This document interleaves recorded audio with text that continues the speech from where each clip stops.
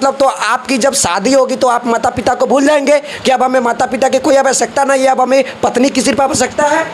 नहीं, एक चीज़ तो विक्की गोयल जी आप जान लीजिए कि पूरी तरीके से आप हैं एनसीपी का।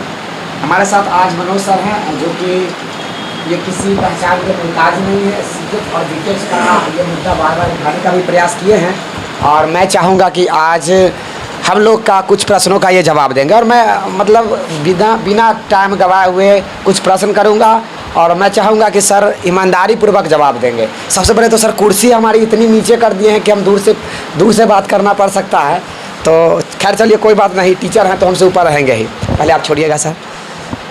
पहले तो सर आपका बहुत बहुत धन्यवाद।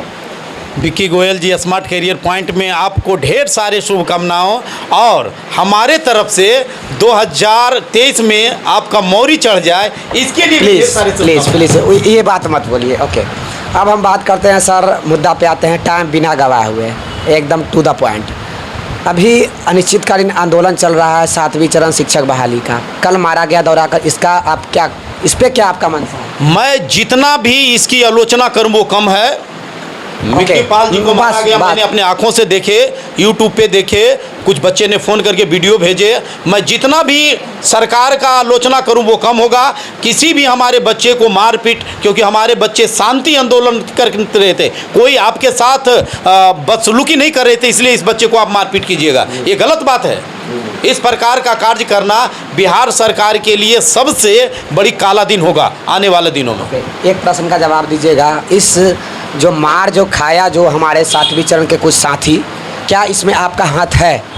मेरा हाथ नहीं है। कैसे नहीं है? अगर मैं कहूँ आपका हाथ है तो आप ही बताइए कि मैंने आपको पहले ही बता दिए कि सीटेट बच्चे मेरे यहाँ से पास करके गया हुआ है, तो बीटेट वाले तो 1 मिनट, वो बच्चे मेरे मतलब हृदय हैं 1 मिनट प्लीज़ सर, मेरा आवाज़ थोड़ा आज स्लो है, मैं ज़्यादा बोल भी नहीं सकता, मैं थोड़ा सा ही बात करूँगा आपसे। अगर वो आपके हृदय हैं तो आप दूसरे, मैं किसी का नाम ही नहीं लूँगा, ओके? आप उनके पक्ष में बार बार बोलते हैं और बहाली की लटकाने की बात जो आप करते हैं, ये कहाँ तक सत्य है सर? ईमानदारी पूर्वक बताइएगा सर। मैं तो आपको अभी भी बोल रहा हूँ, और जो भी बोल रहा हूँ स्पष्ट बोल रहा हूँ कि अगर बिहार सरकार अगर दिसंबर तक की रिक्तियाँ मंगाई है तो इनको उन रिक्तियाँ को ऐड करने से पहले जब गेम न्यू हो तो नियम न्यू होनी चाहिए। आप 60-40 का रेशियो ले लाए हैं और बच्चे हमारे जो पास हैं वो सिर्फ आप उस समय बोले थे कि पास हो जाएगा, उस पर हम लेने का कार्य करें। आप बीटेट को समर्थन करते हैं या सीटेट के? बस मत घुमाइएगा, दबाव में नहीं है मैं क्या बोल रहा हूँ? नहीं 1 मिनट प्लीज, 1 मिनट इधर घुमाइएगा। मैं जो बोल रहा हूँ सर उसका जवाब दिया जाए।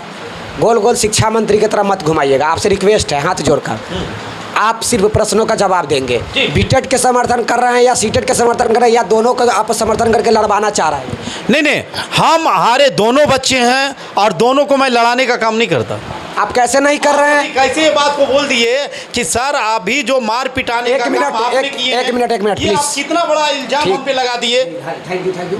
आप ये बात भी, आप इसका जवाब हमको दे दीजिए कि 5 साल से आपने कहा कि बीटेट नहीं हुआ, 5 साल से वो कहाँ थे जब सीटेट 6ठे चरण की बहाली हुई? ये गलत है, गलत है। तो अभी उनको याद कैसे आ रहा है जब शेड्यूल मंगाया जा रहा है? तो क्योंकि वो दिसंबर तक के रिक्तियां मंगा रही है, इसलिए उन बच्चे ने जाग रहे हैं कि अगर दिसंबर तक की रिक्तियां अगर मंगाई जा रही है तो आपका 7th फेज का जो था कि वो पिछले ही दिसंबर तक के लेने का। कहने का मतलब हुआ कि आप दोनों से मिठाई खाना चाहते हैं? नहीं, दोनों का मिठाई नहीं खाना चाह रहे हैं, हमारे दोनों प्यारे हैं। आपका मनसा में जान देने के लिए तैयार है। अगर विक्की जी अगर आपको ऐसा लगता है तो मैं आपके साथ चलने के लिए तैयार हैं आपके धरने में। अभी आप चल सकते हैं? एकदम, क्यों नहीं, अभी आप चल सकते हैं। ओके, एकदम चलेंगे, खाना खा करके निकलेंगे। अभी आपके कारण जो है ना, अभी खाना नहीं खाए हैं भोरे से, इतने मीडिया वाले। एक प्रश्न का प्लीज जवाब दीजिएगा सर। आपको अगर कहा जाए कि एक ही प्रश्न मैं फिर से पूछूंगा, पहले 7वीं चरण या पहले बीटेट? देखिए, पहले 7वीं चरण या बीटेट की बात बता रहे हैं। गोल मत घुमाइएगा सर प्लीज। तो नहीं, हम आपको स्पष्ट बता देते हैं कि अगर बीटेट का आयोजन अगर सरकार लेना चाहती है तो पूरे वैकेंसी अगर दिसंबर तक के है तो मैं तो कहूँगा कि भाई बीटेट एक बार आप लीजिए। और अगर ये आप 7th फेज के बच्चे को अगर आपने कहे हैं क्या कहे हैं कि हम दिसंबर में आपको नोटिफिकेशन जारी करने के लिए जा रहे हैं। आपको मालूम है सर, प्रति महीना एक स्टूडेंट सुसाइड कर रहा है, कर इतना बेरहमी तरीक़ा से पीटा गया। मैं वहाँ पे भी रिपोर्टिंग कर रहा था। महोदय ये सही है नहीं, जब सही नहीं है तो आप बीटेड, एक बात बता दे सर, साथ मारपीट अच्छी बात नहीं। 1 मिनट सर, एक बात बता दे, आपका मंशा क्या है? अगर मैं गलत बोल दूँ तो क्षमा चाहूँगा। आप बैच स्टार्ट करवाना चाहते हैं, आप लोग की एक अच्छी खासी रकम इनकम होगी जो जेन्यून है।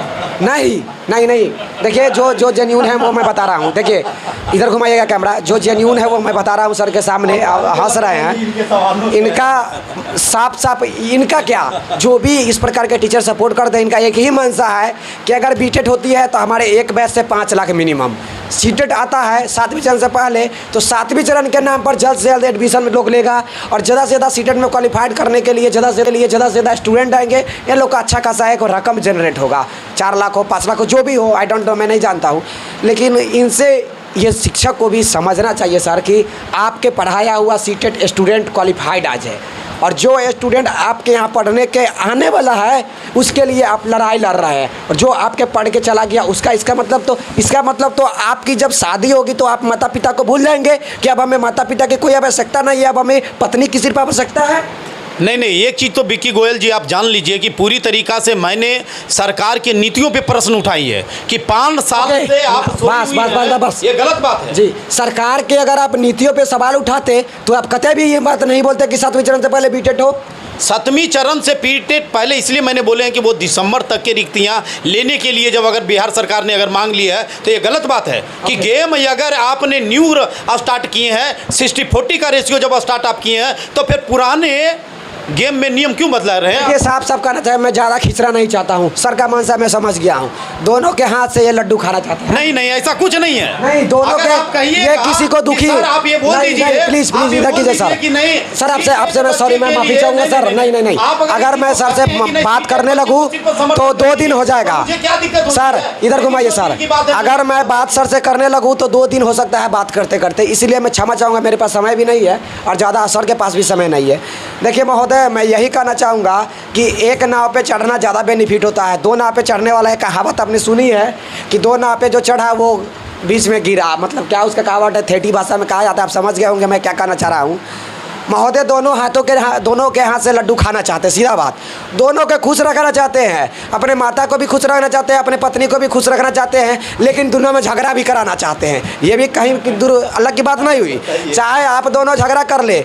देखिए महोदय, मैं यही कहूँगा कि जब शादी हो जाती है ना, जब शादी हो जाती है तो पत्नी को भी मतलब रिस्पेक्ट देना उचित है, लेकिन पहले माता पिता, आप जो ऑलरेडी सीटेड क्वालिफाइड है आप उसको रिजेक्ट करते हुए आप बीटेड को वैलिड कर रहे हैं, बीटेड वाले को बढ़िया दे रहे हैं, इसलिए क्योंकि आपको अच्छा खासा एक फंड जनरेट होगा, बैच चलेगा। प्लीज, अच्छा खासा फंड जनरेट होगा। एक बैच से तकरीबन 4 से 5 लाख रुपया लोग कमाते होंगे। पटना में 8 और 7 हज़ार रुपये एक स्टूडेंट से लेते हैं, तो आप जोड़ लीजिए कि 100 स्टूडेंट भी आ जाएगा तो क्या होगा, 200 स्टूडेंट आ जाएगा, 500 आ जाएगा, 1000 स्टूडेंट आ जाएगा तो क्या होगा। अरे 1000 स्टूडेंट आ गया तो ये पटना में घर खरीद लेंगे। लेकिन ये कभी नहीं सोचते हैं कि वही स्टूडेंट जो ऑलरेडी सीटेड बीटेड क्वालिफाइड है वो मर रहा है। पिछले प्रत्येक महीना से एक स्टूडेंट सुसाइड कर रहा है। कल बेरहमी से मारा गया है, उस वक्त ये टीचर कहाँ थे? देखिए मैं सामने बोल रहा हूँ, बुरा लग रहा है।